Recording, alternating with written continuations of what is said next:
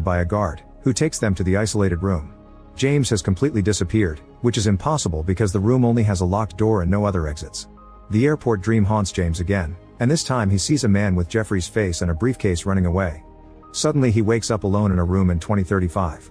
He can hear a man with a raspy voice talking nonsense to him, saying that he may be in the next cell or just a figment of his imagination. Soon James is taken to the scientists, who play a distorted recording of someone talking about the location the 12 monkeys. James explains he didn't send that message because he was sent to the wrong year and shares what happened. The scientists show him a bunch of old pictures and James recognizes Jeffrey in the 12 monkey crowd. Then they ask him if he wants to try again. Soon James is set up in the time machine, which requires tons of wires and extra calculations to do it right this time. Unfortunately, James shows up in the middle of a battle in World War I.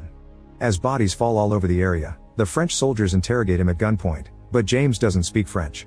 At that moment a bomb goes off and the soldiers bring a wounded soldier who turns out to be Jose. As a soldier takes a picture, James crawls to his friend, only to suddenly be shot in the leg. As he cries out in pain, another time jump is triggered. In 1996, Catherine is giving a presentation on madness and apocalyptic visions.